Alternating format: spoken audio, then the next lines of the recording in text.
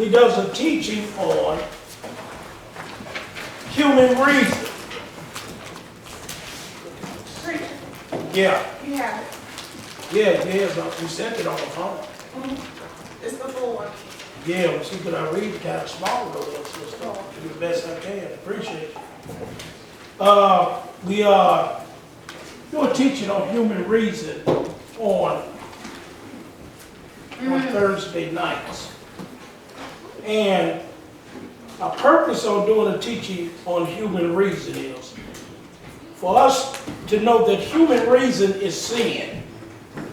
Human reason, that's the reason of man, is sin. Reason by itself is not sin. That means reason without the sperm of man. That's reason without sin is not evil. We all have sin. That is the problem here in the United States of America, is that white Anglo-Saxon, this white Anglo-Saxon system does not believe in sin. Just as now what we're going through with this coronavirus, they don't know that all of that is because of sin. Did I bring my book? Yeah, I did. This whole thing on the coronavirus is because of sin. It had been predicted. This is 2020, so I would say 10 years ago, 9 to 10 years ago, it had been predicted by this certain virologist that these viruses was going to come upon the world. Now we know that they have announced that this coronavirus is a pandemic. When it means by pandemic, it means all people, just pan, P-A-N, Greek word pan, which means all, and demos, and that's people. That means it has an effect upon all people. And as I was watching the article, because I was watching CNN, because it's very important for us to know that, because that is one of the judgments that God said he was going to bring upon the world. It's one of God's plagues.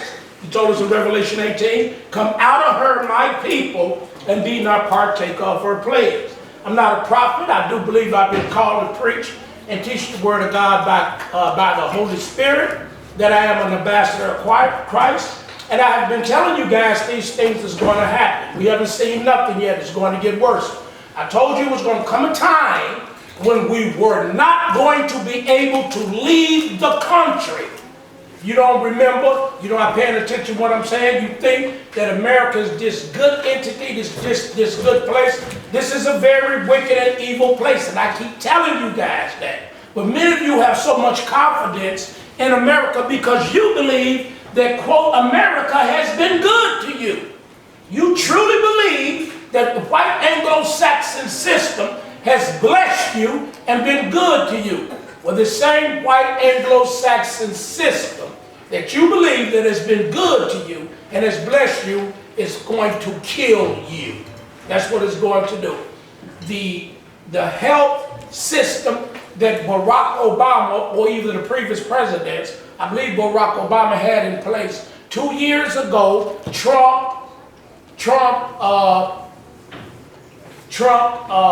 what is the word I'm looking for? Well, deleted it. Trump got rid of it. We had a system in place, for these types of calamities that comes upon us as it is based to our health. He got rid of it because Barack Obama instituted it. He didn't feel that the country needed it. Now that it has come upon us, now they are saying he is to blame for it. Well, he want to turn around and he want to blame China, which is a very dangerous thing to do. Many of you guys don't understand. Many of you haven't been keeping up with it. I have, because it affects us all.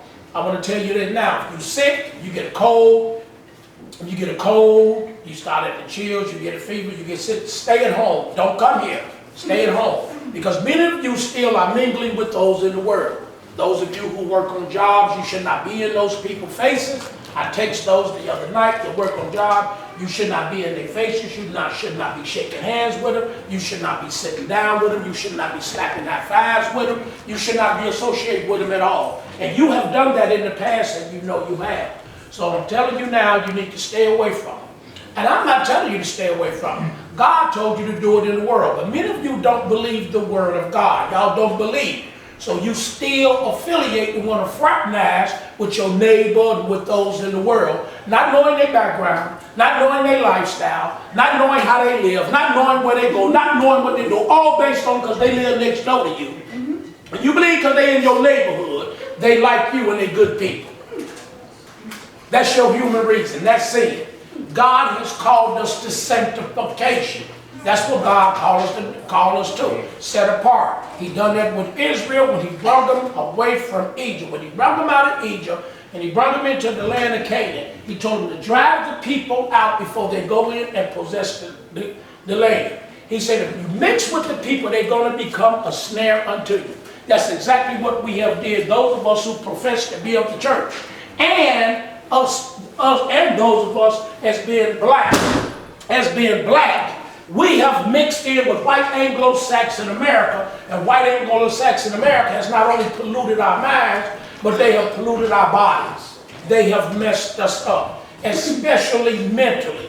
We put a lot of stock, we put a lot of faith, which is not faith, a lot of belief in white Anglo-Saxons, in their system, in their mindset, in their lifestyle, and all our lives we have been trying to become like them. Now God has plagued this nation, it's just this nation, with this virus, which he did not restrain it from coming in, called the coronavirus. Well, as I said, it was already I would say prophesied by this man. I think he's a black man, I'm not sure. His name is Nathan Wolf. He looked black to me. His name is Nathan Wolf. Nathan Wolf is the Laurie I. Loki Visiting Professor in Human Biology at Stanford University, the founder and CEO of Global Viral Forecasting, an independent research institute devoted to early detection and control of epidemics. Wolf received his undergraduate degree at Stanford and his doctorate in immunology and infectious disease from Harvard. He has been published in or profiled by Nature Science, the New York Times, New York Economics, Wired, Discovered, Scientific American, NPR, Popular Science, Seed, and Forbes. He was the recipient of a Fulbright Fellowship in 1997, the prestigious NIH Director Pioneer Award in 2005. Wolf has been elected a World Economic Forum Young Global Leader, National Geographic Engineering Explorer, and in 2011 was named one of Time Magazine's most 100 influential people in the world. He lives in San Francisco, probably going to move because that's where that virus is. That's a picture of Wolf right there. That's a picture of Nathan Wolf right there. I believe he's a black man. Look black to me. I don't know. I believe he is. Anyway, I seen him last Thursday. Had to be last Thursday before last. 2 weeks ago when I seen the CNN special on the coronavirus. And he was talking about how he's the one I told you where he says, we haven't seen nothing yet. You're going to get diseases worse than this. This coronavirus is new, it's novel. They have no cure for it. They have to find a vaccine for it. Everything they telling you based on whatever you hear on the news, and you hear them saying it's based on what this man right here said. They didn't listen to him. They didn't listen to him. A portion in the book, I opened right up, he mentioned coronavirus in here 2 times, on page 171 and on page 205. He mentions coronavirus in here. On this page right here, he says, genetic analysis of SARS. Genetic analysis of SARS. If you don't know what SARS is severe acute respiratory syndrome. That's what SARS is, in case you don't know what SARS is. It's severe acute respiratory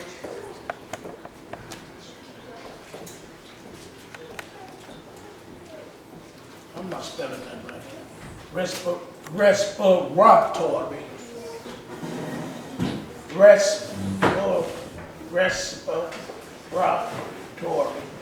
syndrome. That's SARS. S-A-R-S. That's what SARS is. Lysol is not going to kill SARS. This is an influenza disease. This is an influenza disease. It's not, Lysol not going to do nothing for this. That's where we get our word flu from. That's where we get our word flu from. That's where we get our word flu. And this is, it's a spread. SARS, it's a super spreader.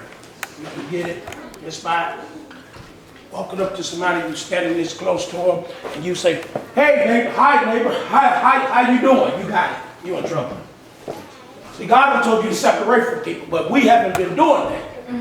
Where everybody is our friend, everybody is our neighbor. We didn't understand sanctification. We're going to understand it now. The whole world understands sanctification now. We call it social distancing. The Bible calls it sanctification. Church ain't never supposed to be involved in it in the first place. So when I'm telling you, y'all working on them jobs, stay away from those people. You don't know what those people got. You don't know where those people's been. You don't know where their family has been. So if you get sick, that's those of you who work jobs. Like Rita, Carolyn, Ronnie, Eric, James Brown. Y'all out there with that public like that, y'all better be careful. Don't be high-fiving, slapping no hands. Don't have them all in your face, hugging you. None of that. I'm telling you for your own good. Because I don't want you to bring it in here. I don't want you to bring it in here. It's a very clean environment. Ben does a very fantastic job in here. He keeps this place very clean. We use alcohol and we use bleach in here. We've been using it since I started the ministry. I have always took care of the ministry and kept the environment clean, especially with the children. Even Mama Rhonda goes around here, y'all don't know, she wipes the walls down. Many of you don't know that. She actually wipes down the walls. So this is a very clean environment. You go in that bathroom, you wash your hands. Y'all need to teach your children how to wash your hand. You don't go in there and put the soap on your hand and stick your hand up under water. Please teach your children at home how to wash their hand. You adults, you don't put the soap on your hand, then stick your hands up under the water. Because many of you adults in here don't know how to wash your hands. You put the soap on your hand, you lather the soap up, you scrape your fingernails, just like they say, then you rinse your hands off with hot water if you can. Take your paper towel, wipe it off and throw it in with you. Van, he takes care of that anyway, and I'm going to have him doing some other special stuff around here because I don't know who you be with. Because you don't live the gospel the way you should live the gospel. And that's set apart and sanctified from everybody that's not like Christ. Y'all don't live like that. That's how you should be living. But anyway, back to that. I'll be talking about that later. Anyway, he says, this disease, this virus that we have now is a combination of viruses. That's what it is. He predicted it. He said it was going to be a combination of viruses, which they wasn't going to have a cure for or be able to find a vaccine for. They might take 3-4 years to find a vaccine for this disease that's out right now. We don't know how long it's going to take for it. But America is not ready yet. We don't know how many people got it. They have tested less than 11,000 people in the United States because we don't have no system for it. We don't have no system. So we can't test like China is. What China did was China sprayed all of many people stopped using bleach. Stop talking about bleach. I've been using bleach all my life. Many people stopped using bleach. Stop putting it on the internet. All the white folks, leave the bleach alone. We got this. Use this. You don't need bleach. China sprayed their streets down with bleach. Every street in China. They went through throughout all China, all streets. Everywhere they go, they doing them spraying bleach. Many people don't want to use bleach. I was raised children on too, bleach. Pastor, with something. I don't know what it was. What did you say? The children. What? They Yes, put them in line and sprayed them too. That's right. We sprayed them with bleach. We ignorant. We listen to white Anglo-Saxon and we believe anything that white Anglo-Saxon say. Now that white Anglo-Saxon scared to death. And many of those that died, we should know already, they're 70 years and older. Yes, They the yes. old white folk in the nursing home, them old evil white slave owners. That's probably what they are. That's what they are. And they are scared. And I keep telling y'all you guys that we're going to see worse than that. We ain't seen nothing yet. All sports is closed now. Yes, it is. All sports is closed out. It's over. I kept telling y'all that it's over. But we put so much confidence, we put so much faith in this system. See, your money don't mean nothing now. Your life is staying now.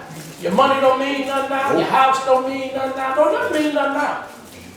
Because you don't know whether you're going to contract it or not. So the best thing you can do, the advice I give you, I've been using supplements all for over 20 years.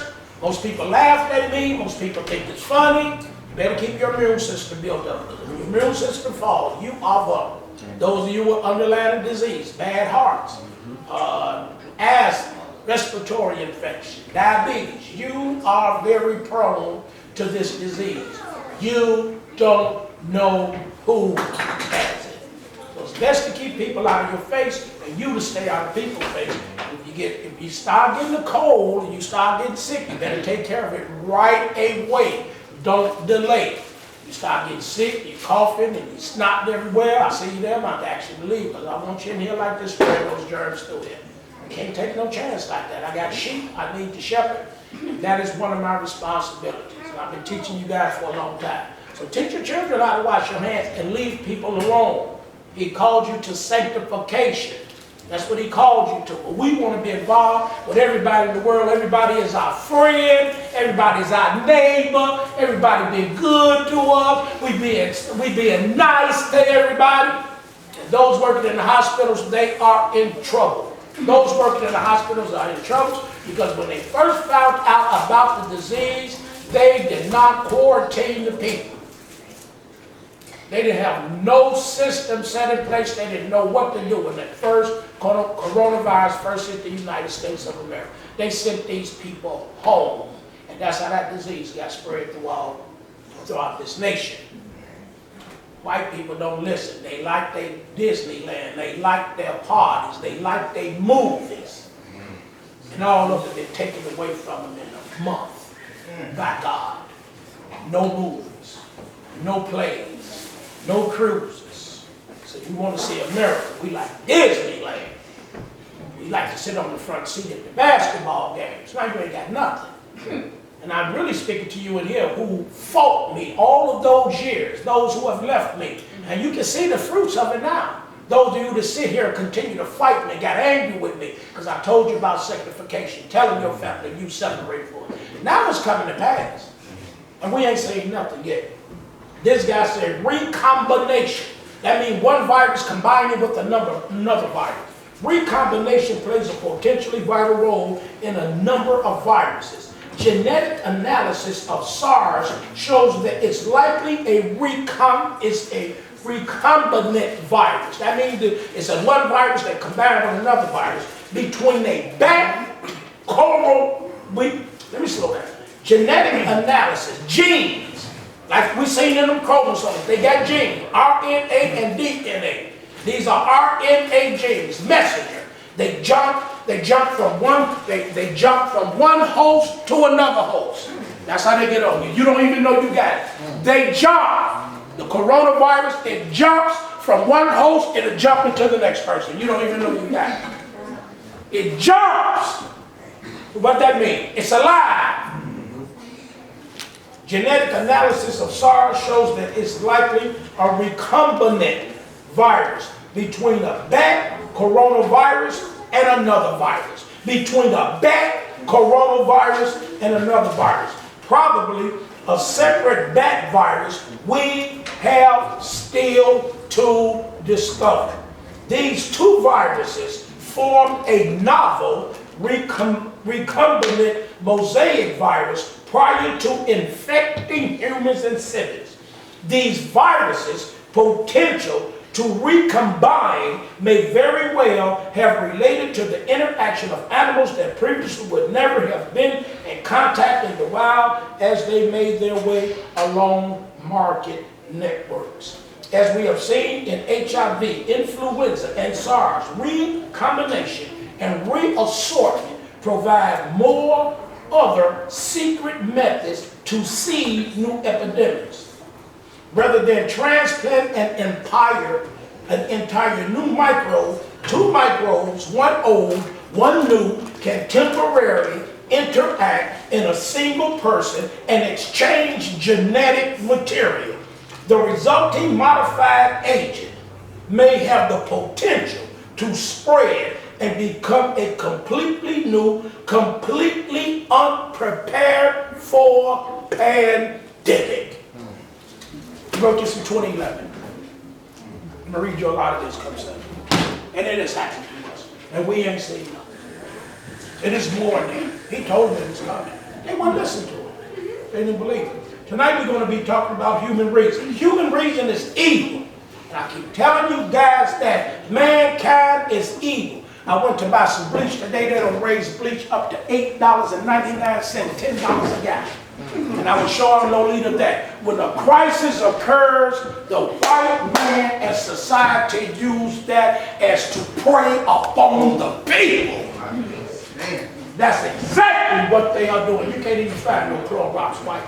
That ain't gonna save them. Clorox wipes ain't gonna save you. It ain't gonna save you. It ain't gonna save your mama. It ain't gonna save your white dad. It ain't gonna save you. God told you to come out of America. We didn't come out. And this is one of the plagues that's recorded in Revelation chapter 16. And like they say in Revelation chapter 16, although he plagued them, they still not going to repent. They're not going to turn. And I keep telling you, the divided house can't stand. And so-called president, look at, he don't know nothing. He is the stupidest man in the world. He don't know nothing. And who put him there? God did. To teach us, because we're hard-headed. And we're going to pay it. And you imagine, they sit in those congregations, 20, 30, 50,000 people. They don't even know we got coronavirus. 40,000, 20,000 members in the church who've been on cruises. They don't know who got the coronavirus. We want to be white. We thinking those people know everything. They don't know nothing. Today we're going to be talking about the American white church. Anglo-Saxon American white church. This is what I want to teach you. Anglo-Saxon, and they're talking black man, that they minus their church. It's an article that I was reading, and that I'm going to be reading tonight. I read this article tonight. It come out of the Washington Post, and it was placed in the Washington Post February 29, 2020. And the Washington Post, the name of it is Democracy Dies in Darkness. Democracy. What is democracy, Van? What is democracy, Mama Rhonda? God have mercy. No, you don't know. Take it to what is democracy? But Lord have mercy. What is democracy, Jake? All three of y'all go home and just study democracy. It's a shame. Where your book at? You got it in your book. You ain't even got your books out. What is democracy, James Brown? Oh, God have mercy. What is democracy, Ronnie? The rule of the people. Thank you very much. Democracy is the rule of the people. You guys, see this? See what I mean? Mm-hmm. See, democracy do dies in darkness, though. Y'all don't even know what democracy is. It's supposed to be in your book. It's a shame. What I mean? Demo,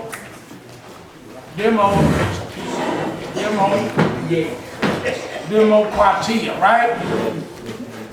Democratia. It means rule.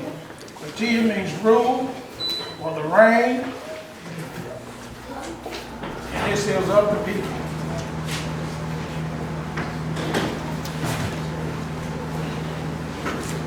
Democracy. This is American white religion, Anglo-Saxon. Democracy dies in darkness. Democracy dies. Democracy dies in darkness. Democracy dies in what, Lolita? Thank you very much, Lolita. I said Lolita. And one of y'all said human reason. I think I heard it back there and said he was wrong. Democracy dies where at, Lolita? Best today is Thursday. Democracy dies in human reason. What else human reason, Lolita? What is human reason, Lolita? What is human reason? What is human reason? Sin. Thank you very much. Human reason is sin. Human reason is not the devil. Human. Devil is not a human, Lolita. Human reason. The devil is not a human. The devil is not a human. Democracy dies in human reason, and human reason is sin. We're going to be reading this doctrine tonight. The name of it is Miranda's Rebellion. The name of it is Miranda's Rebellion. It's by Stephanie McCruben, February 29, 2020. I started out to open up our Age of Reason book so I can show you that I'm showing you that America's church, white America, black America too, but white Anglo-Saxons are the ones who run this country.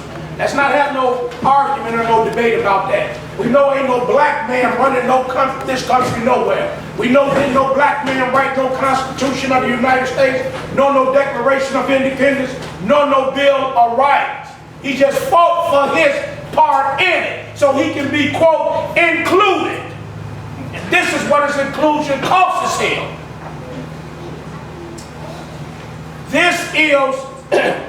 This is democracy, what we're reading about right here in the Age of Reason.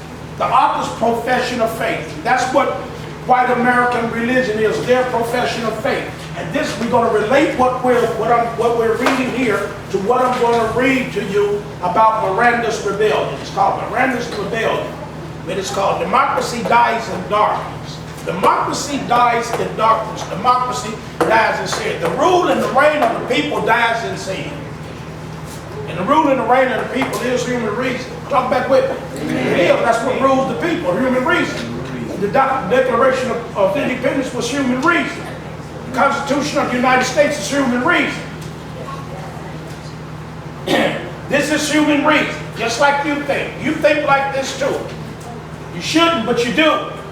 It has been my intention. You always got an intention. I can preach a sermon, and you got an intention. From everything I do, you come up with an intention. You got an intention. It has been my intention for several years past to publish my thoughts upon religion. I am well aware of the difficulties that attend the subject, so if you're aware of the difficulties, why you want to do it? This human reason is stupid. You know it's difficult. Why you want to do something that's difficult if you're aware of the difficulties? From the consideration had reserved it, his intention, to a more advanced period of life. Till he what? Till he what? One word. Till he what? Till he what? Till he one word. Until he what? One word. See, I don't know what words mean. Mature. Mature. Advanced period of life. Mature. I intended it to be his thoughts upon religion. The last offering I should make to my fellow citizens, like he leaving them something that's of some value. Of all nations, that at the time of the purity of the motive, which his motive is not pure because he's full of sin, that induced me, no, Satan moved you. He could not admit of a question even by those who might disapprove the work. And who disapproves of the work? The saints. It should be in your book. It's not there in your book. I asked you who disapprove of the work. Thank you. I'm talking to you, okay? Amen. All right. We having Bible study, okay? Amen. You're right. Just like I asked the question the other night, I sent it out. Ronnie said, preacher, you act just like Jesus. You always asking us questions because I want to know what are you understanding, and I want to know where you at. That's why I asked. But you stupid, you white America, you a politician in your human reason, in your mind. You say, preacher just asked me that so he can embarrass me in front of everybody. Because you white. You got a white man's religion. The circumstance that is now taking place in France of the total abolition of the whole nation order of priesthood, everything pertaining to compulsive systems of religion. That's what American religion is. I'm going to read to you. What I'm going to read to you now is going to be a compulsive. It's going to be a compulsive system of religion. What I'm going to read to you tonight. Compulsive articles of faith has not only precipitated. Precipitate means to cause to happen or to hasten and accelerate. Have not only accelerated my intention. What is his intention? What is his intention? Thank you. The publisher's thoughts upon religion. That's what his intention is. My intention, he said what his intention was in the first sentence. But rendered the work of this kind exceedingly necessary, lest in the general wreck of superstition, of false systems of government. He don't believe the United States of America is a false system of government. And we're learning right now that this is a false system of government. This is the dumbest country is on the face of the earth. They so smart, but they so stupid. This is false theology. America is false theology. We lose sight of morality. We need to lose sight of it because this is not morality in the United States of America. This is nothing close to humanity in the United States of America. And the tests, and then nobody's paying attention, Ronnie. I'm not a stupid man. They say there's no tests that you can take for coronavirus. If there's no tests, Ronnie, that you can take for coronavirus, how was it that Rudy Gilbert and Donovan Mitchell were able to take a test for coronavirus here in the United States of America and get the results back so fast? It's only for those that are elite. Ain't no test for you, Lolita. Ain't no test for you, Van. Ain't no test for you, Erica. You got to have money in order to get a test.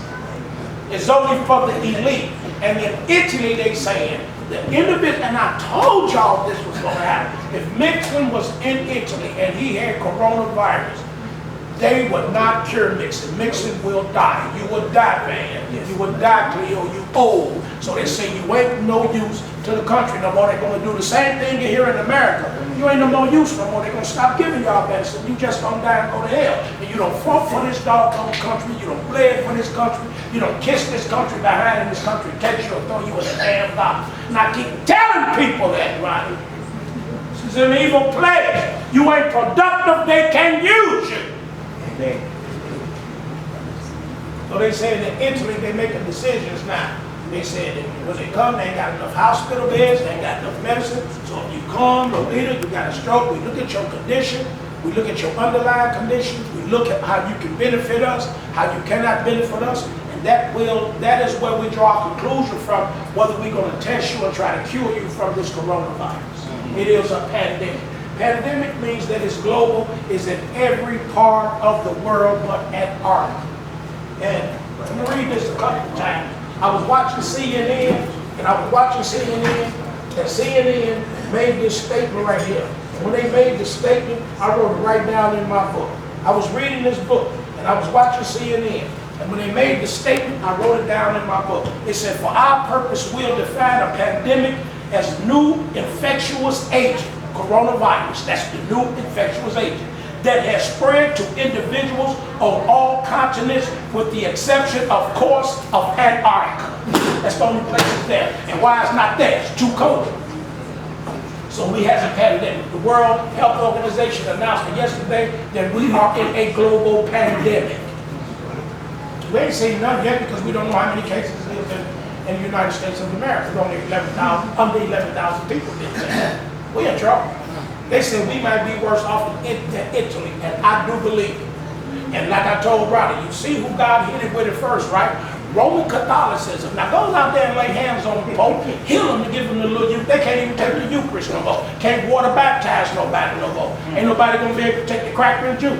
See, we've been dependent on that stuff. We've been believing in that stuff, and I've been preaching it for 20 years and telling y'all it wasn't no good, but y'all question. Y'all question. Your water baptism can't save you now. Your cracker and all that cracker and grape juice you take, that ain't gonna save you. It's not gonna do nothing for you. Your money don't mean nothing. And just like they say it now, it don't discriminate. They say it don't discriminate, and it don't. Viruses don't never discriminate. See, it don't matter what color you is now. Said that several of my colleagues and others of my fellow citizens of France have given me the example of making their voluntary and individual profession of faith. I also will make my own voluntary and individual profession of faith. I'm going to stop right there. This is what this woman has here. This is her voluntary and individual profession of faith. The name of it is Miranda's Rebellion. The reckonings of one of the South, white suburban women White suburban women. Now these are supposed to be Christians. And we know what a Christian is according to what I teach you, not what a Christian is according to America. This is a white suburban American Christian. This is what I'm reading to you about. White suburban American Christians. No black folks in their congregation at all. None! And they call it Christianity in America. Miranda's revealed the reckonings of one of the South's white suburban women whose loyalty is key to whether Trump is re-elected. Say it was Sunday, the day that Miranda Murphy always took long hikes in the woods with her best friend.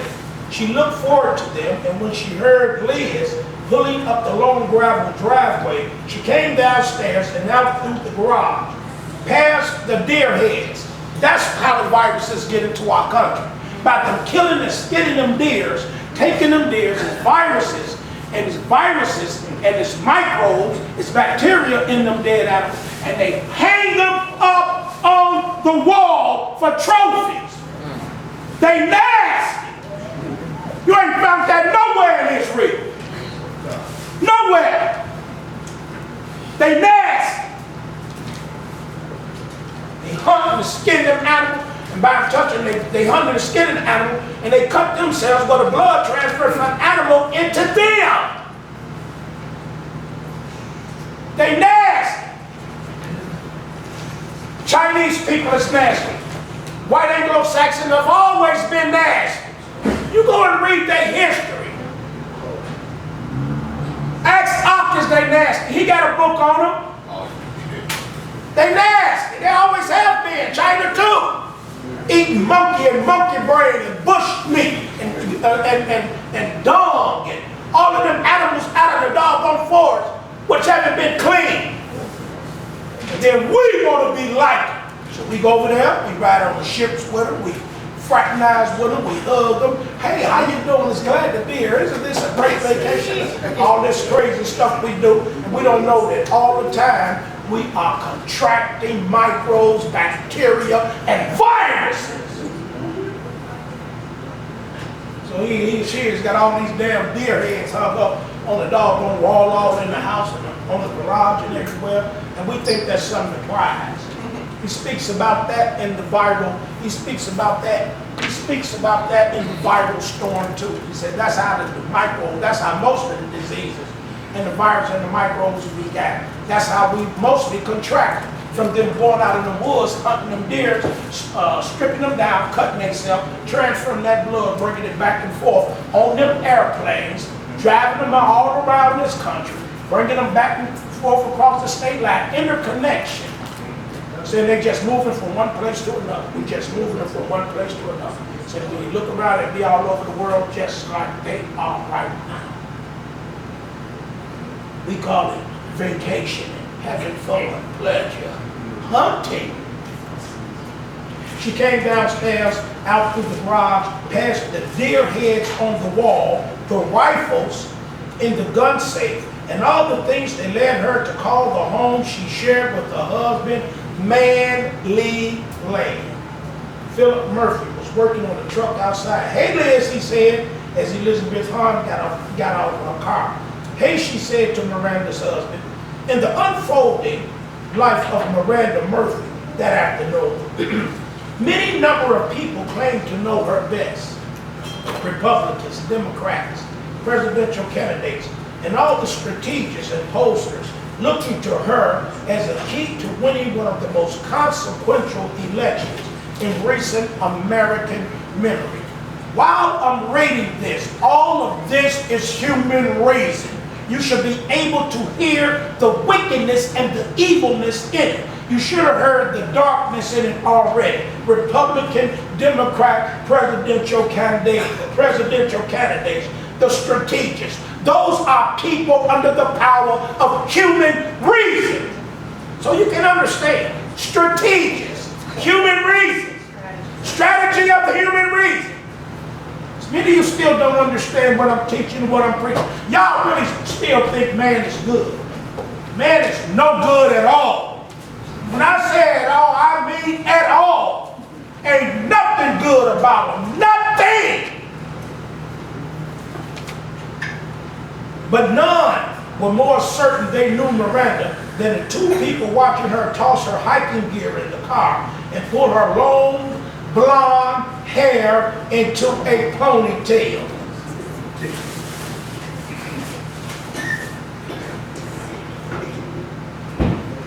Tame the mane. Tame the mane, Philip said, watching his wife of 12 years pull her hair into a ponytail. Okay, babe. See you later, Miranda said to him. As soon she and Liz were heading down a two-lane road on the suburban fringe of Augusta, Georgia, where Miranda had grown up absorbing the conservative values. She white. She don't believe in nothing she don't believe in nothing for a black man. She a conservative. And she a Christian that had led her to vote Republican every presidential election except the last one. When the rise of Donald Trump had forced her into a reckoning that often took the form of conversations with Liz on Sundays like these. Was it rainy last time, Liz said now, looking out at the blue sky? No, it was cold, though, Miranda said. They passed from fields and a sign that read, "Does your life please God?" Now this isn't a white suburban. I want y'all to hear human reason. I'm going to read this whole thing because I want y'all to know what American white religion looks like in America. This is American white Anglo-Saxon religion that has been adopted by the black man that I'm reading to you about. Does your life please God? They passed the church Miranda no longer attended, a subdivision where her pro-Trump in-laws lived, and a gas station where a man usually stood selling President Trump flags and posters of Trump as Rambo holding a M60. So they put their approval on bearing arms. These are conservative, constitutional, white, founding father, Anglo-Saxon Christians. And they know ain't nothing in here said concerning a black man. As a matter of fact, when it was written, he was considered 3/5 of a man because they only have 3/5 of the vote. And I read that to you, we'll read it to you again. You understand what I'm reading about? When I'm reading about American, when I'm reading about presidential, they don't include the black man. Understand that. Only way they include the black man, he moves to their side. This was suburban Augusta, Georgia. That's where James Brown was from. But this is the suburbs. This is the same Georgia that would not accept Ray Charles that he was born in. This was suburban Augusta, mostly white, mostly evangelical, mostly Trump, mostly white, mostly evangelical, mostly Trump. White man's religion, another Jesus, another gospel, another spirit. The rest was Target, good schools,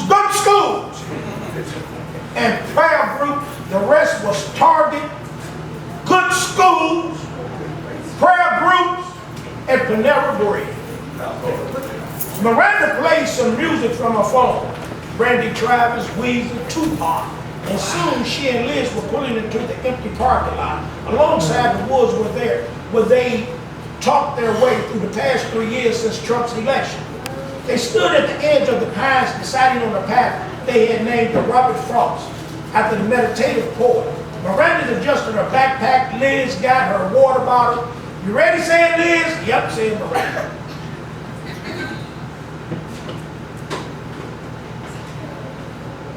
I don't know why this is.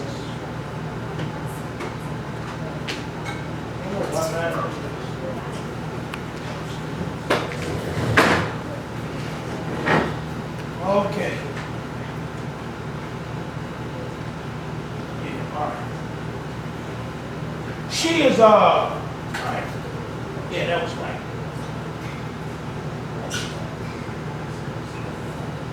She is 39, a high school English teacher with a PhD, part of a voting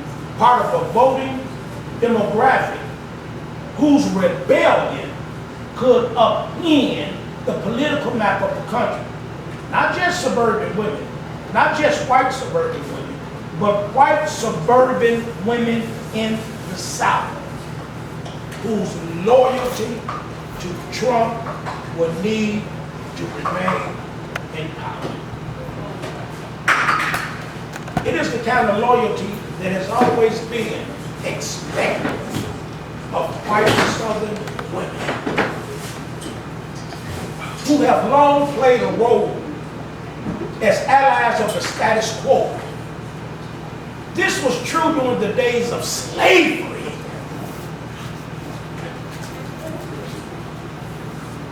Then the days of segregation. It held true when the women's rights movement arrived and white Southern women joined the conservative movement, rallying to the slogan, "Stop taking our privileges." What kind of privilege? Why? You black people stop taking, you Democrats and you black folks stop taking our white privileges from us. That's how they see us. That's how white American religion is. White American religion see everybody as taking away their privileges that they believe God gave to them and them only. That's what Trump represents.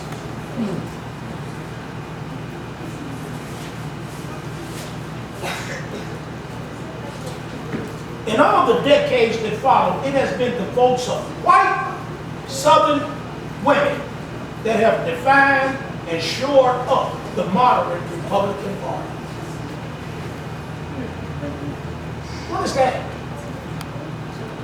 What is that? In all the decades that followed, it has been the votes of white Southern women that have defined and shored up the moderate Republican Party. What work is that? It's the work of the devil. You're always working through the woman.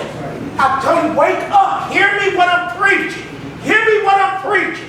I want scripture to roll through your mind. I want you to think biblical while I'm reading it.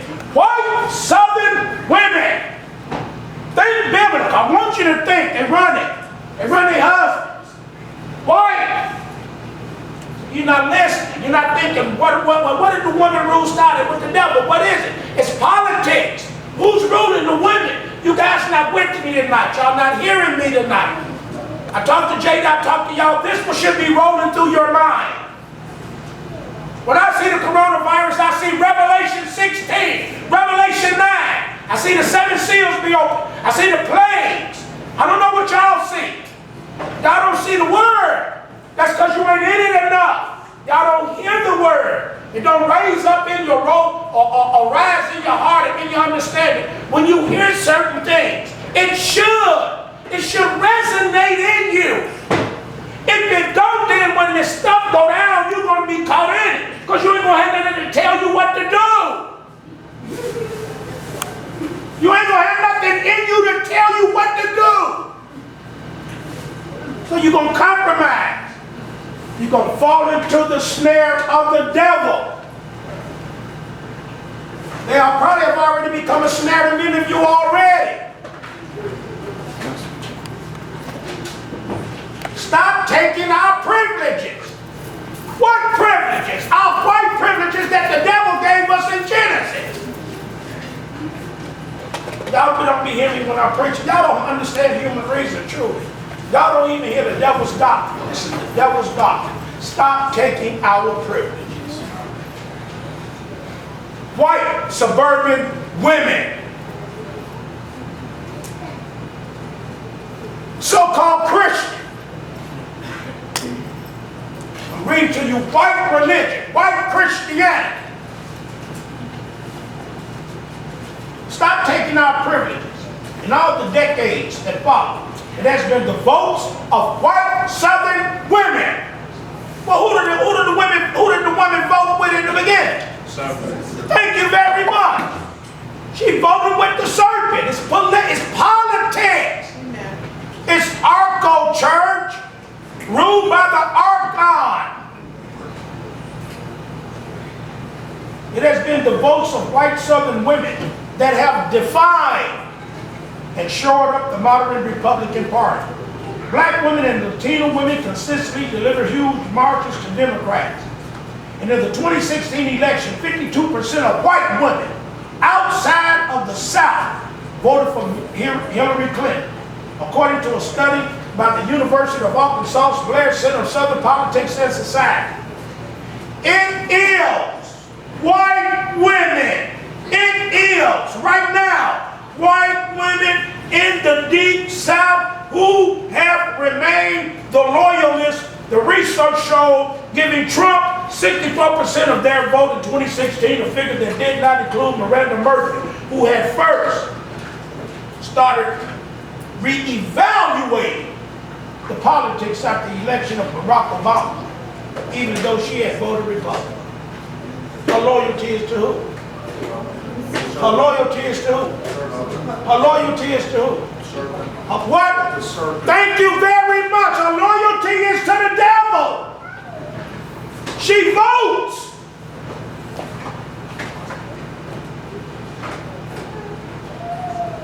And what sways her to one side or the other?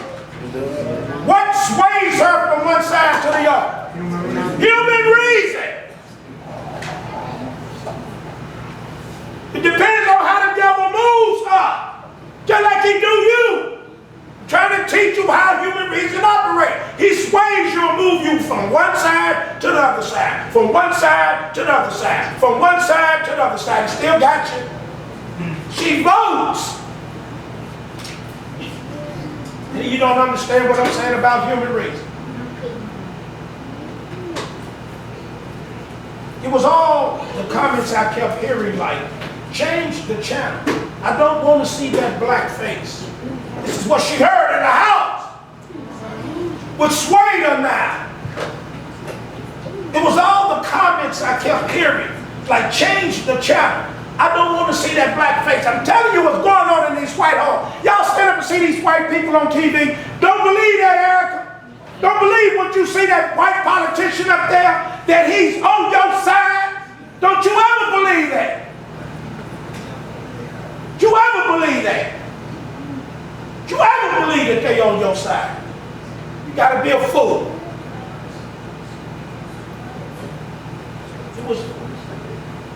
It was all the comments I kept hearing. Like, change the channel. I don't want to see that black face, but everybody on the job. Hey, Ronnie, how you doing? Hey. I heard them say they have never had a black man in their home before. Best believe it. Never. You can't go. I say I'm in white suburban South. These how these people are. This is how they is in a church. You ain't heard about what goes on in the church. What do I read to you about what goes on in the church?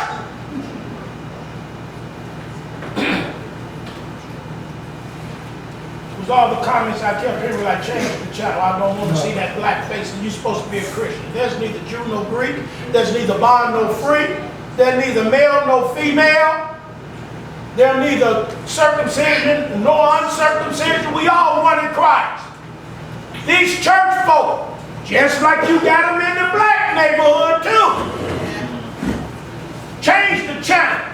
Don't want to see that black face. She said, this was in the Washington Post.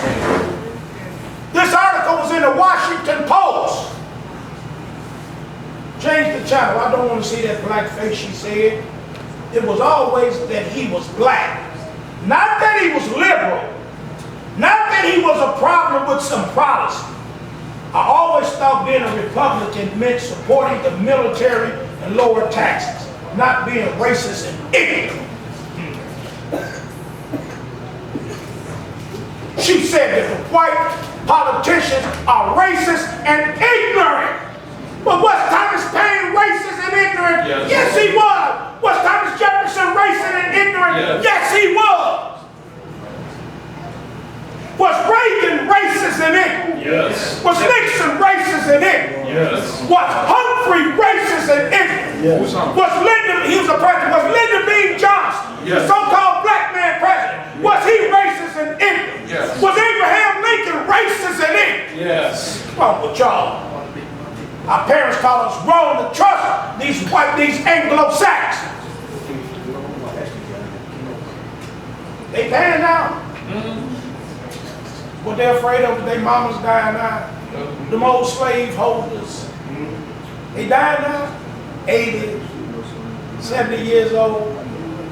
When they was little, mom and daddy was racist. They paying now. They dying. They dying. See Mark Cuban, he said, I'm afraid for my mother, she 80 years old. Seen another old media commentator, he's afraid his mama 82 years old. My mama's 72 years old. I don't know what I'm gonna do about my mama. Bring them home. They're gonna leave them right there in that dog. They don't want to catch that coronavirus. They don't want them in the house with them. They get rid of them. You see what I'm saying? But if they would have had them at home, well, they probably would have got the coronavirus call. But they'd have been at home with them, wouldn't they? But that's what they do to them. Amen. Then came Trump, who Miranda found so morally Republican that for the first time in her voting life, she wrote in the name of the Libertarian Party candidate because she had been taught. See, she wrote the name of the Libertarian candidate in because she had been taught, being in a white suburb and being a conservative, that you don't vote for no black man. Nope. So she's sticking close to her what? Her tradition. And by tradition, you make the word of God. That's why I ain't opening no Bible tonight. Y'all should have scripture running through y'all. She's sticking to her tradition. We don't vote black. Preacher. Yes. You notice, since this coronavirus has spread from the west all the way to the east, first, economics. Yep. Second, politics, political. Yep. Last, religious. Let's believe it. Ain't that Bible called civilization? Yeah, that's Bible apostate civilization. Yes, it is. Everything I've been teaching. It's everything I've been teaching. It's everything I've been teaching.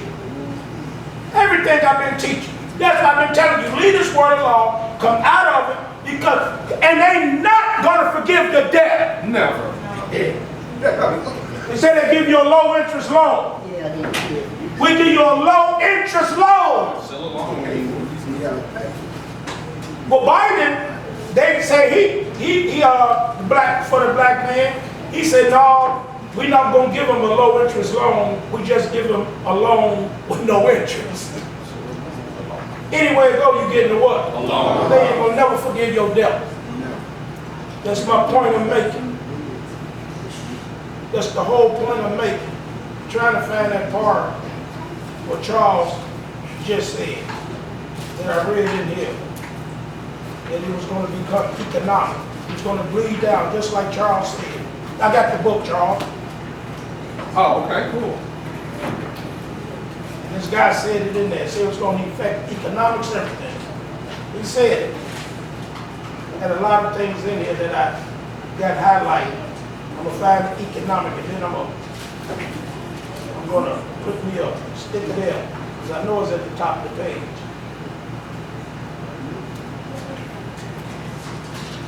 That's exactly what the guy said. He said, but America wasn't going to listen. And they didn't. And they didn't listen. Like he said, we ain't saying nothing yet. Like the part I'm talking about he got the deer heads on his wall.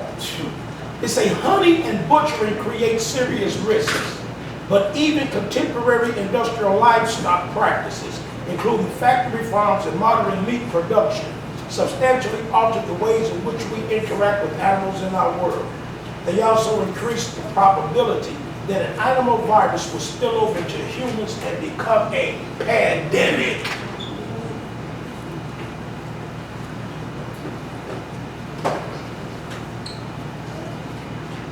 By 2050, it has been estimated that 70% of the world's population will live in cities.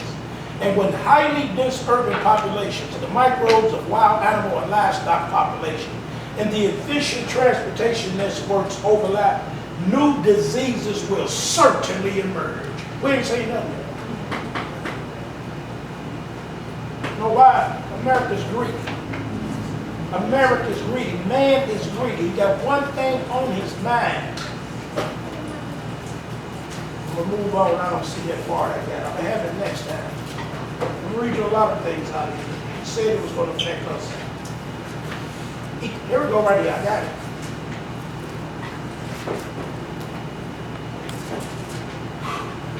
We still understand surprisingly little about pandemics and the microbes that cause them. We know even less about how to predict. He's talking about the United States. We know even less about how to predict or prevent pandemics before they spread from small towns to cities and the rest of the world. As I argue in part 2, pandemics will increase. Pandemics will increase in frequency in the coming years as the connections between human populations and the animals in our world continue to grow. Whether it's a mosaic virus with the deadlines of H5N1 or the potential to spread like H1N1, that was the swine flu we had back in 2009, affected 61 million people, 12,000 died.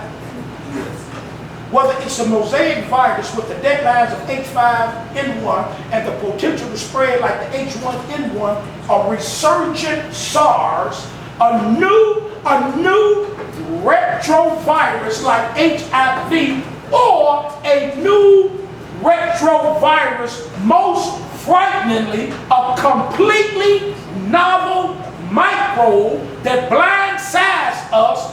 Microbial threats will grow in the coming years in their ability to plague us, kill people, destroy regional economies, threaten humanity in ways more severe than the worst imaginable volcanoes, hurricanes, or earthquakes. He said a storm is brewing. What a storm is here.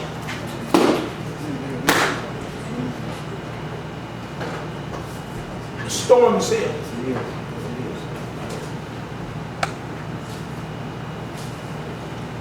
Not of Babylon, my people. Be not partake of our plagues. Babylon! Babylon! Best believe it's falling.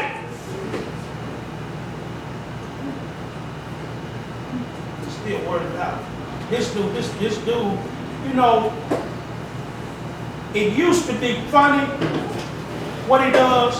He not even laughing no more. It's not funny to Trump no more. He's not being stupid no more. He's saying not serious. He says it's going to affect his pocket. He's saying it's serious now. It's not funny no more. Used to be funny. It's not funny no more. He need to just sit out because he is stupid.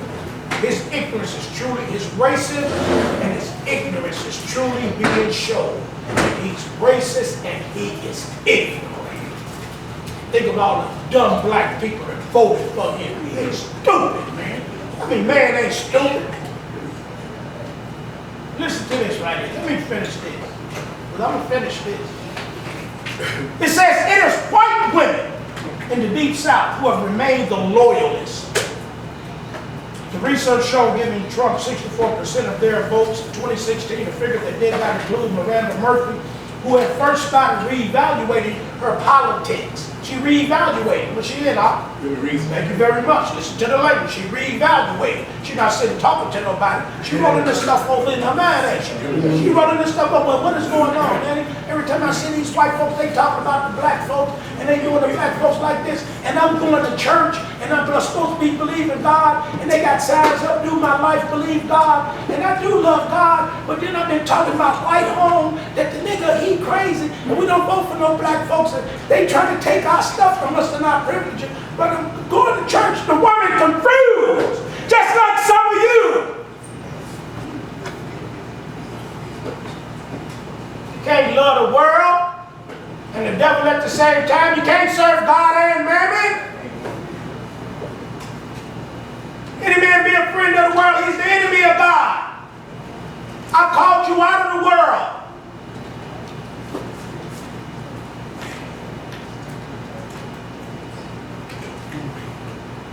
said, then came Trump, who Miranda found so morally Republican that for the first time in her voting life, well, who had taught her that?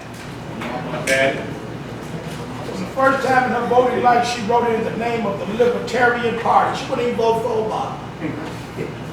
Went to bed expecting that good and decent conservatives would do the same. Didn't I tell you they think people good? Good and decent. They think that all white people is good. They think white people is good and decent. They don't see us as good and decent. They're the nastiest people on the face of the earth. Yes. They nasty. Yes. Period. Yes. And all that, she called the voting itself good and decent. Amen. So she's convinced That the work of the devil is good. But where she get a conviction from? Where did she get a conviction from? The white church. She got it from a white conservative religion. This is what I'm trying to get y'all to understand. That's where you got yours from. That's why I have such a hard time with you. Because you got your black conservative religion that you got from the white man. But that's where your mom and daddy got it from. And you want to hold on to them till your change comes. We don't care. You gonna hold on to it. Who gonna lay hands now, Ronnie? Who gonna cast out coronavirus?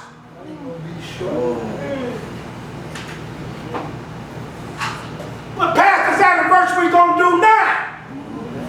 What your education gonna do for you now? Education cannot deliver you from coronavirus. That's the judgment of God on man. It's a plan. It's from God.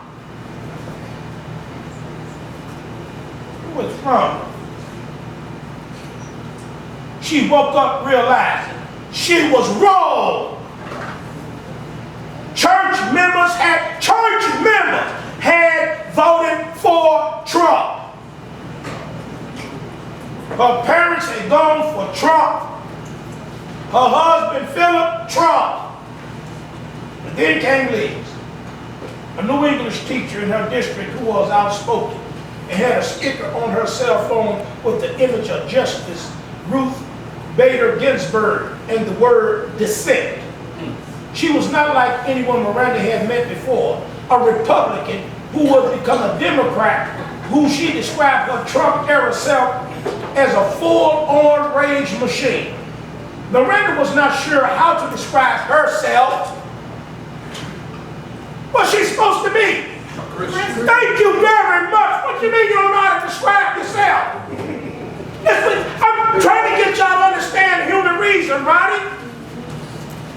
You can go to your average friend, the average individual on the street, they couldn't even describe themselves. They couldn't tell you what a Christian is. They think a Christian is a Democrat. They think a Christian is a Pentecostal. They think a Christian is a Baptist. They think a Christian is a Roman Catholic. They think a Christian is an Episcopalian, a Mormon. Can't describe you what a Christian is. What is it? Can you describe what a Christian is? I ain't gonna even ask some of you. I'm just going to tell you what it is. A Christian is one who takes his cross and dies, who's separated from the world, sanctified unto the Father, by the Son, through the blood. Can you describe what a Christian is? That's why you sit up here believing yourself one. Can you? You should be able to describe what a Christian is. If you can't, then you need to go home and study. You have not been hearing nothing I've been preaching for 20 years. Christian is one who takes his cross and dies and separates himself from the world. Been called out of the world. Who loves not the world. Not a friend of the world. Don't listen to people of the world. We don't listen to them. I wasn't listening to nothing that they said. Then I said, Charles, I'm buying that book. I don't believe nothing the media say. I don't believe what CNN say, but I read it here.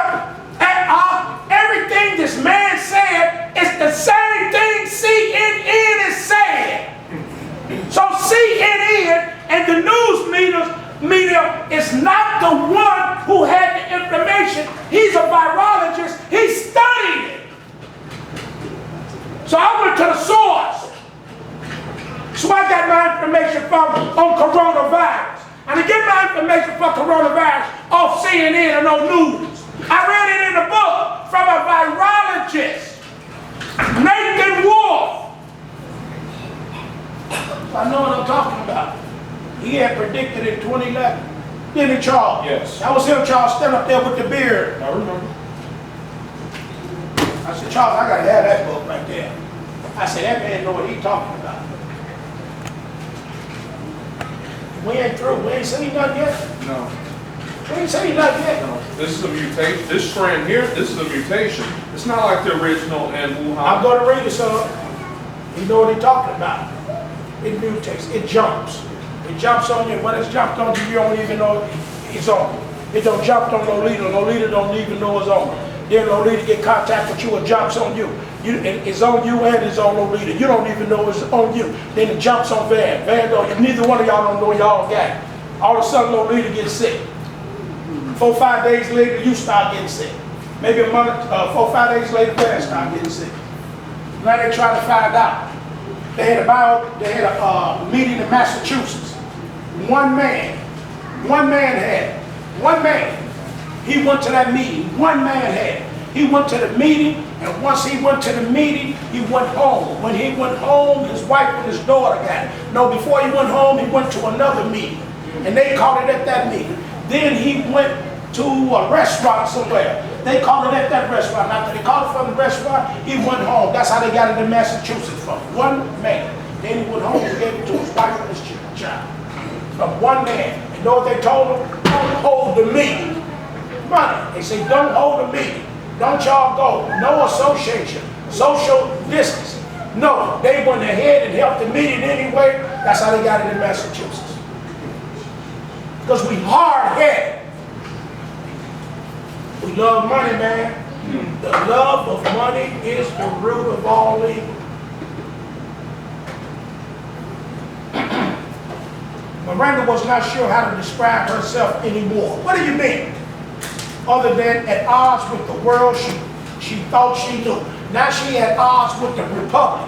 Because she said the way the Republicans is treating the black folks. So now she has reevaluated her whole political thought, and now she on the side of the black folks, and she right there in the middle of all those white Trump lovers. She in trouble. Miranda was not sure how to describe herself anymore. This is what happens when you try to mix politics and religion, Ronnie. You can't mix politics and religion. You can't. Because soon as your values are not instituted and the promises they made you are not kept, you got to reevaluate, don't you? Yeah. Because you saying they lied to me. No, you lied to yourself when you voted for that person. What'd you say? Deceive. Preach. Speak up. You deceived yourself. That's what happened to you. You believed in your mama. She believed in her daddy. She believed in her Bible. Remember when we read, y'all got to be thinking. I'm trying to get y'all to think. That's why we ain't read nothing. Because y'all don't use y'all brains. So y'all don't know how to evaluate nothing. Y'all don't know how to think. That's why I'm teaching you how to think. So you got to remember, when we looked at the clip on the 46 chromosomes, what they say, the stubbornness and the disease, the susceptibility to the diseases was already in them, right? Yes. They said, but the course of life and their environment was going to determine. And that's what happened.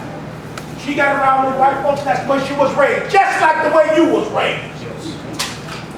That's determined her character. That determined her character. She grow up just like you grow up, thinking your mom and daddy was right. Yes. And don't want to go against their vain traditions. Like it tells us in 1 Peter. Let's go to the book of Peter. Just like it tells us in Peter.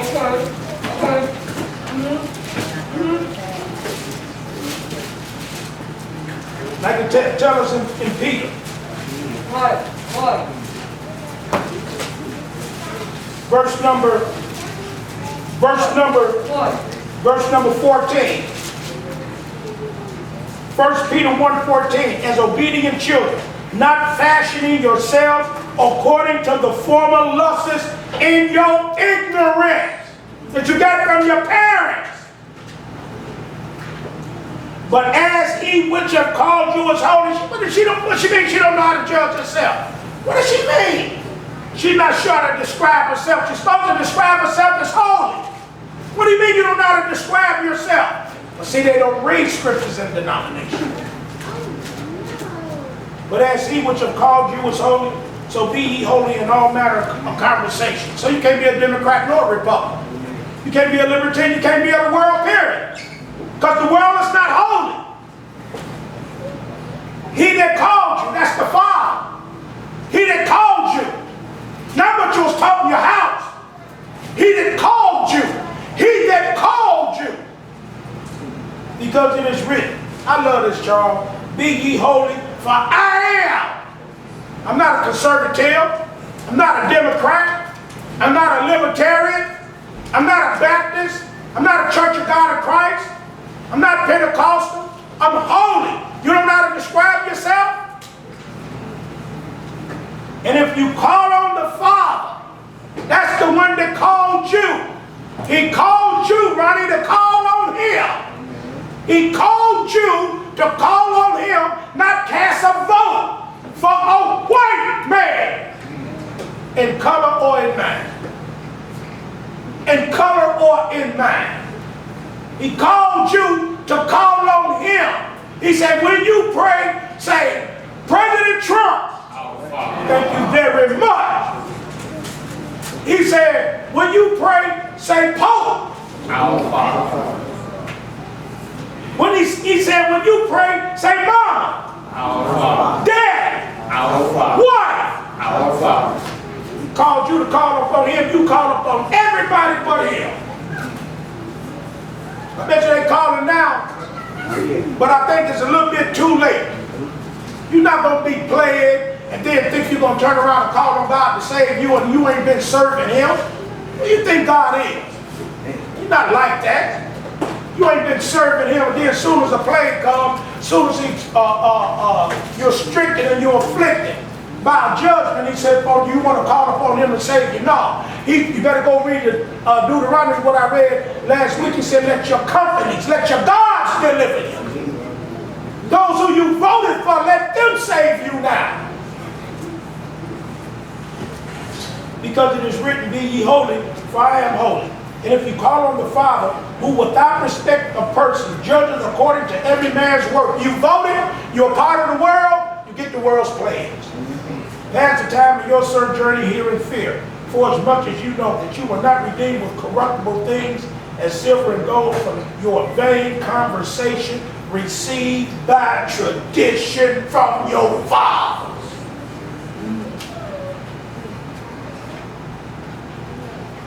Miranda was not sure how to describe herself anymore. Other than at odds with the world she thought she knew. In an America that felt more fragile than ever. And now, I'm out into the woods with Liz, that is what she began to talk about. Quote, you don't find too many marriages around here where the husband is one way politically and the wife is another. They're not supposed to be political, period. That's why I told you, you guys ain't got no business sitting around discussing no politics with your spouse. None. He called you to be holy, not a politician, not a member of a political party, a member of the body of Christ, the kingdom of God, where we don't cast votes. You can't live in two kingdoms. See, that's white American religionism. I can live in the kingdom of the world, be a white politician, black politician, and I can be a Christian at the same time. That's white American religion. That's freedom of speech, freedom of religion. That's Constitution of the United States amendments, Declaration of Independence, Bill of Rights. That's what that is. Human reason.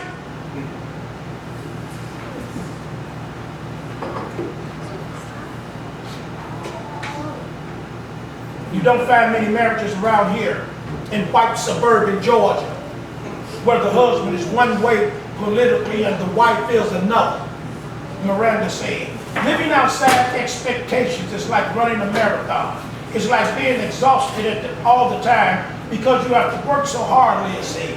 They trudged through damp leaves, and Miranda brought up a recent dinner with a relative who said that Trump should just drop a bomb on the entire Middle East.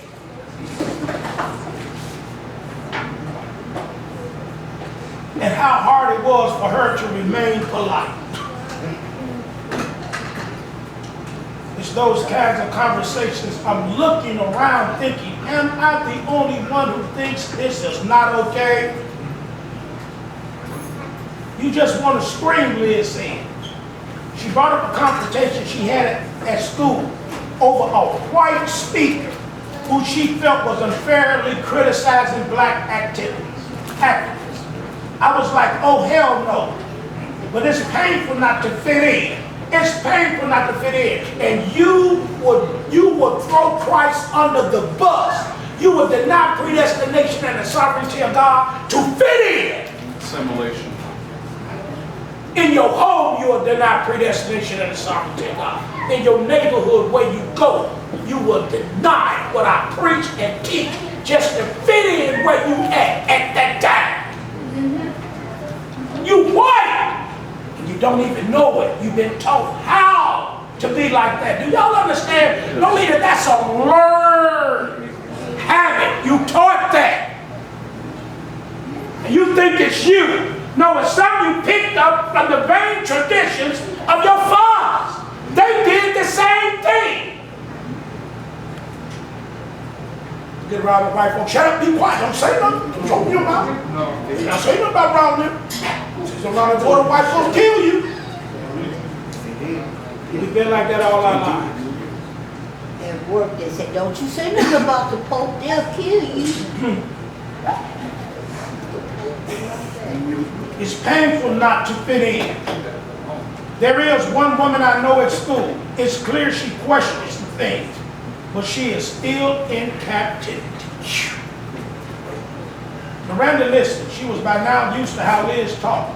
Women in bondage, the white male establishment. Listen to this. Women in bondage, the white male establishment.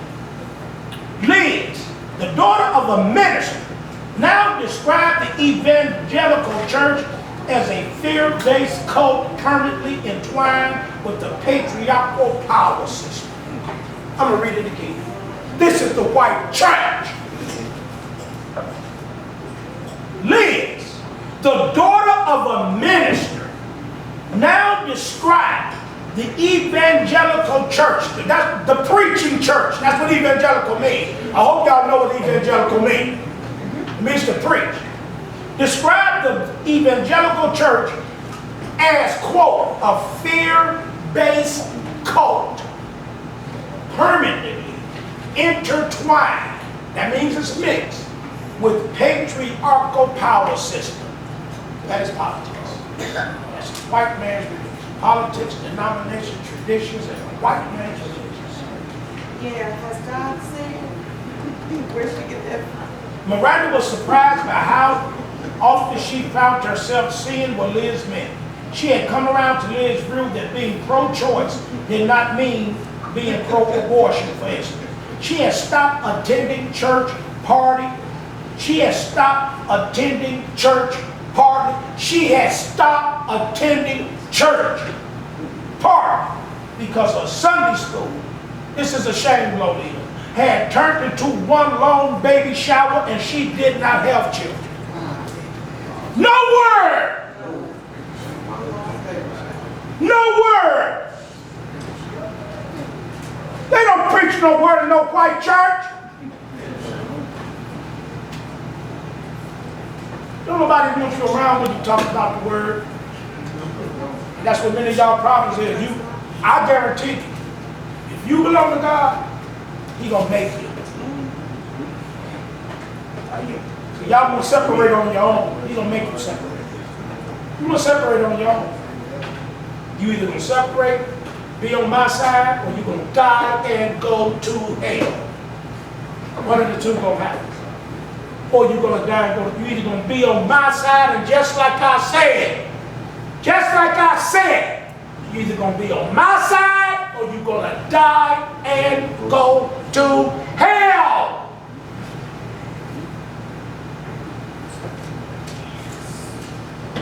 She had stopped attending church partly because her Sunday school had turned into one long baby shower and she did not have children, and partly because of the day a teacher had gone on a rant about the growing Muslim population. What does the growing Muslim population have to do with the kingdom of God?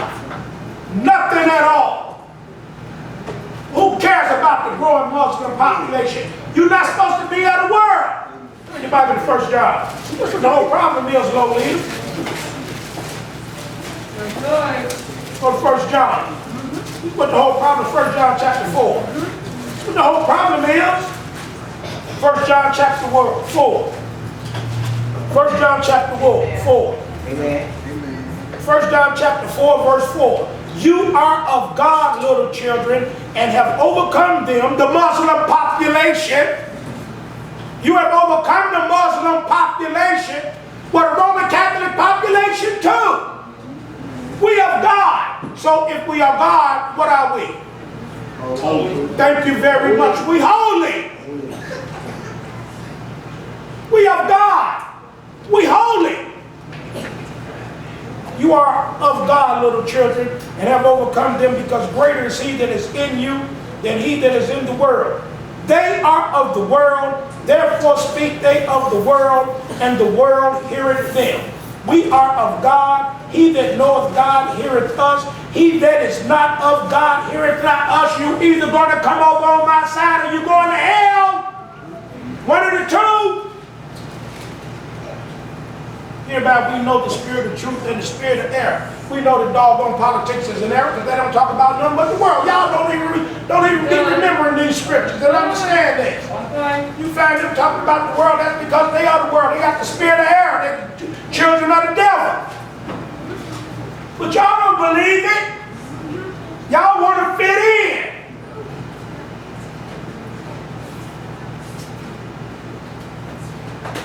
The message to me was, they're here to the message to me was, they are here to outpopulate us. What difference does that make? Miranda said, now, I took it as, wow, I guess I'm not doing my job having white children to add to the fight. She said she wasn't doing her job because she never got pregnant and had no white children to help them fight against the Muslims anyway. This is American Christianity I'm telling y'all about. This is how white people see religion. She said that she wasn't doing her job because she never got pregnant and had no children to raise up to go to war and fight against the Israelis. So she wasn't a good white folk. She wasn't a good white woman. She wasn't a good Christian. They think Christianity is fighting from the United States of America. That's what they don't talk that way. That's what they don't talk us all. It's like this way of life is threatened. The white way of life. The white way of life. They stopped a moment for water. Miranda thought about that. She thought about how her husband's friend had kidded her about her friendship with Liz, and kidded Liz about the bumper stickers on her car, tolerance and coexist and read. And now she had laughed off until one day it wasn't funny anymore. See, it's not funny no more to Trump now. It's not funny no more to the white folks no more, Karen. It's not funny no more. It's not funny no more now, no leader. Because theirs is dying in Europe, in Italy. 60 million shut down, locked down. Can't get in, can't go out. New Rochelle, Israel Church, Jew Church, Roman Catholic Church, Episcopal Church. All shit down. So it ain't funny now. It's not funny now.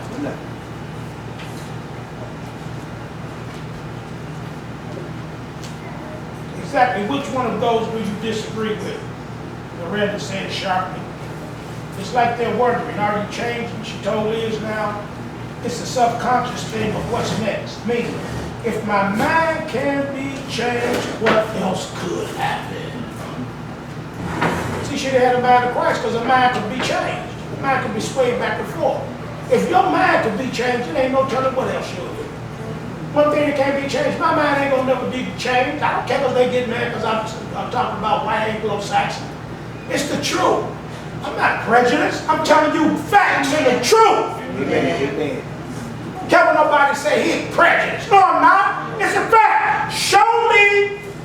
Okay? You show me one black man's name in here. You show me one black man's name. Since I'm prejudiced and I ain't talking fact. Show me one black man that wrote a law. That wrote a constitution, wrote an amendment. Show me one. Show me one.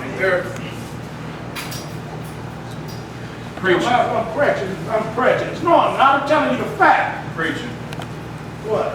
When you state facts, just like how the coronavirus started with China, they will call you racist or being racist. But then when you bring the history behind where influenza, the scarlet fever, polio, smallpox started with the European. Yes, it does. That you cannot dispute. No, you cannot. So you can't be racist. You cannot dispute it. You cannot dispute it. You cannot. The virus was found by, the word virus comes from a European. Yes. He was the first one to find out what it was. Comes from a European. Yeah, well, we, like Charles said, we start stating these facts and talk about this stuff. You want to call us doggone racist. We not racist. Martinez Benjerink was a serious man. One of the few images that remained of him, he sits in death laboratory in the Netherlands. Circa 1921, just a few days before his reluctant retirement. Bespectacled and in a suit, he's presumably, as he liked to be, remember, among his microscopes, filters, bottles of laboratory reagents. Bergerac has some peculiar beliefs, including the idea that marriage and science were incompatible. He said marriage and science is incompatible. Marriage is from God, science is from man. Y'all didn't even understand what I just said. Hell, he was dumb and ignorant, and he knew that it was incompatible. He said marriage and knowledge is incompatible. Marriage is from God. Science and knowledge are from man. And he said he knew it was incompatible. But let us go say that, Charles. Yeah. They look at me and you like we're stupid. Yeah, you're racist. No. According to at least one account, he was verbally abusive to his students. While rarely remembered in the history of biology, this strange and serious man conducted the pivotal studies that first uncovered the most diverse forms of life on Earth. Among the things that fascinated Bergerac in the late 19th century was a disease that stunted the growth of tobacco plants. Bergerac was the youngest child of Dirk Bergerac, a tobacco dealer who went bankrupt due to crop losses caused by his blight. Tobacco mosaic diseases cause discoloration in young tobacco plants, leading to a unique mosaic pattern on leaves and radically slowing the growth of the adult plants. As a microbiologist, Bergerac must have been frustrated by the unclear etiology of the disease that had wiped out his father's business. Despite the fact that it spread like other infections, microscopic analysis did not reveal a bacterial cause of disease. Courage. Bergerac subjected the fluids of one of the diseased plants to intense filtration using a fine-grained porcelain filter. He then demonstrated that even after such filtration, the fluids retained their capacity to infect healthy plants. The tiny size of the filter meant that bacteria, the usual suspects for transmissible disease at that time, would be too large to pass through. Something else must have caused the infection. Something unknown and considerably smaller than everything else recognized to be alive in this time. Unlike his colleagues, many of whom believe a bacteria would emerge as the cause, Bergeron concluded that a new form of life must cause tobacco mosaic disease. He named this new organism virus. That's right. That's right. A Latin word referring to poison. That's what a virus is. It's poison. And it's because of what? You best believe it.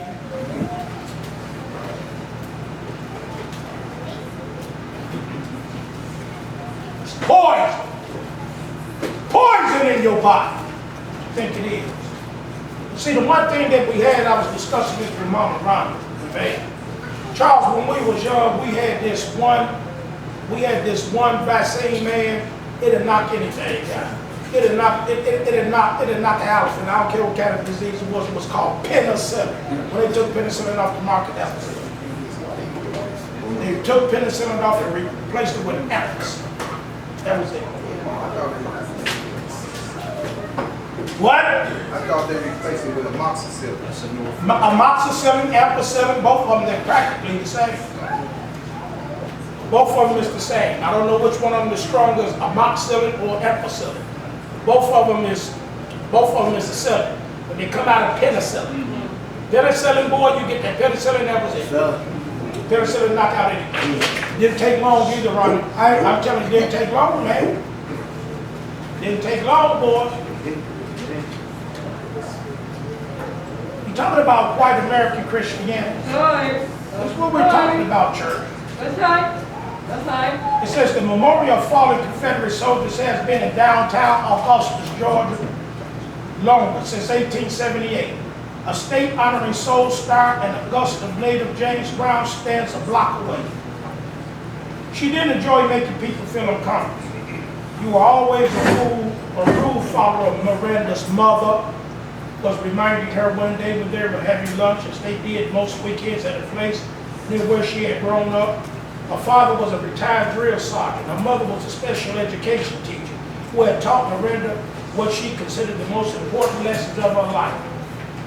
To always try to understand someone else's perspective, even if that person was antagonistic, even if Miranda herself was at the heart of the conflict, especially if you are. Her mom said as they finished lunch.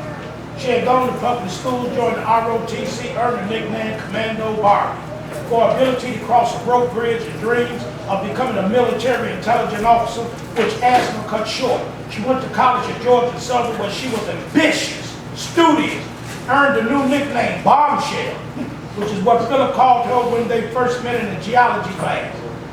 As she tells the story, the teacher asks a question. Miranda answered wrong and everyone in the class laughed except Philip. He was the only one that didn't laugh, Miranda said. He was from a prominent Augusta family whose parents had once lived in a wealthy Augusta neighborhood called The Hill before moving to a house with a swimming pool in a subdivision called Camelot. They had cocktail hour. You know cocktail hour no more. They had cocktail hour every afternoon and tickets to the Masters golf tournament. Many Springs. Her mother was the sort of southern woman who was aghast when Miranda wore a skirt that she deemed too short to a reception at the Pinnacle Club, one of Augusta's elite venues. Miranda was then the sort of woman who called the Pinnacle Club the Pineapple Club. She could ridicule Southern pretensions even as she conceded to them. This wedding was beautiful. Black tuxedo, red roses, Southern Baptist Church. Miranda relented when her preacher insisted in obey the vows, which Philip had laughed out, saying he was definitely not in charge of Miranda, and this was only why she had chosen him. He did not chafe at her independence. He never complained when she decided to pursue a doctorate instead of having children, and never asked where his dinner was. He was kind to her older sister who was born with mental disabilities, and who Miranda referred to as my heart and my girl, with an air of fierce protective. They settled into life together in the house at the end of the long pine-shaded driveway. Philip had his own construction business. Miranda felt a sense of deep satisfaction teaching literature to students, including some so poor their shoes flapped open. For 12 years, the assumption had been that their days together were based upon shared values, right up until the arrival of Trump. For the first time, Miranda felt that what she described as resistance. They used to talk about everything, and now Miranda began avoiding politics. They used to watch Fox News together. Now Miranda was recording the Democratic presidential debates to watch when Philip wasn't around. They used to attend church together. You. Yes. This is what I want y'all to hear, the religious part. Because this is what it's all about. They used to attend church together. And now Philip went along to a men's prayer group each Sunday. And Miranda and Liz went for their walks in the woods. Her interior life was changed. The exterior life was the same. Everybody in the prayer group that the man go to was white. There were blacks in the prayer group. Hey, babe, I'm going to pick a bottle of garbage. She would say, driving home. Sounds good. He would say, love you. She would say, love you. He would say. Philip listened to Rush Limbaugh at work. Miranda had been rereading The Handmaid's Tale, the dystopian Margaret Atwood novel about a near future America in which women are subjugated in a theocratic, patriarchal state, thinking that the reason it was so frightening was that there wasn't some cataclysm that changed everything. Well, we got one now. It all started with the return to conservative values. But what is conservative values? Y'all know what conservative values is? What are they? In detail, what are they? Traditions of the fathers. What are they? What fathers? Can't be just saying that. What is conservative values? Y'all don't know? White traditions. Thank you, JD. White tradition. Put it on the board. Thank you, JD. Conservative values is white tradition. That's all it is. Thank you, JD. That's all conservative values are. Right? Yes. You see conservative. Every time you see conservative, White. all you gotta do, let me see conservative, all you gotta do is pick white. That's all you gotta do. It's easy. Very easy. It's not hard. What are they conservative? Just tell me something about it. They try to conserve that They're white privilege. just believe in the Constitution of the United States. You are not supposed to partake in their privilege. Thank you very much. People don't understand that. Okay. It all started with the return to conservative values, with the rejection of what the world is, and a return to what they thought the world used to be. What did they think the world used to be? What did they think the world used to be? What did they think the world, what did they? Do y'all know who they is first of all? What did they think the world used to be? It was better. Why?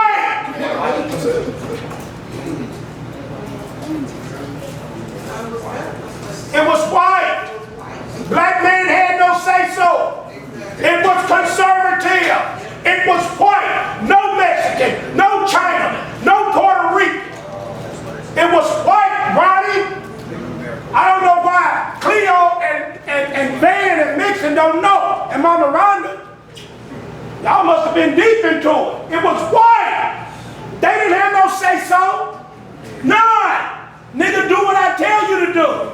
Period. That's why they say, let us make America white again. Thank you very much. That's what he want. Let's not get out of here and march, nothing.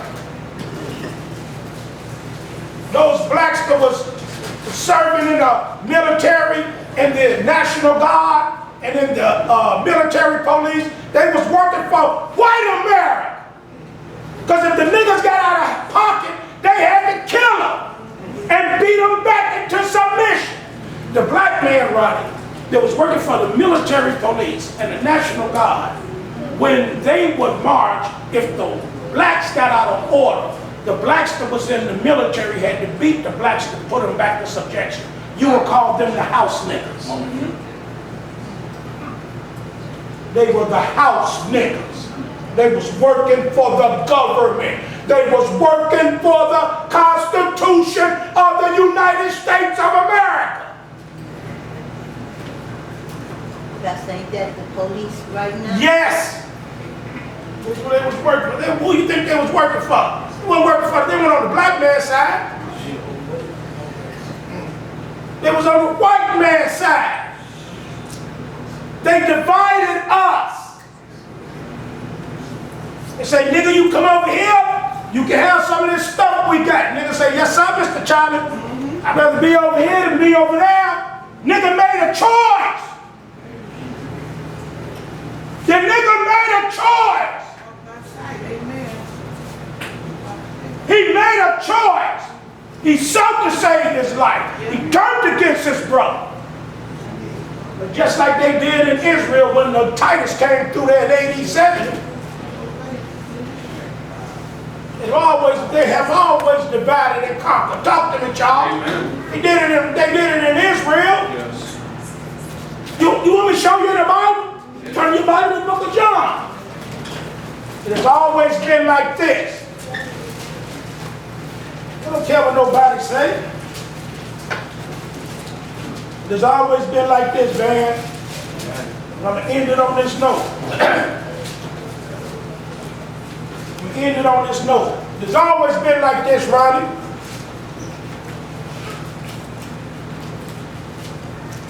Chapter 19, St. John. Amen. It has always been like this, Ronnie. Amen. It has always divided us. Ain't divided nothing now. Then Pilate therefore took Jesus and scourged him. The soldiers planted. The soldiers. Was they black? No. All right then. The soldiers planted. Was they black? No. Was they black? No. Was these soldiers black folk? No. Amen. God Almighty. Was these soldiers black? No. God Almighty, I ain't no fool. Amen. Pilate was black? No. Puerto Rican? No. Mexican? No. Okay, just want to find out. Then Pilate therefore took Jesus and scourged him. The soldiers planted the crown of thorns, put it on his head. They put on him a purple robe and said, "Hail, King of the Jews." They smote him with their hands, the soldiers. Pilate therefore went forth again and said unto them, "Behold," he's talking to the black folks now. He's talking to the black folks, right? "Behold, I bring him forth to you, that you may know that I find no fault with your brother." Is he their brother, Charles? Yes. Is he their brother? Yes. So I find no fault with your brother. This ain't was his.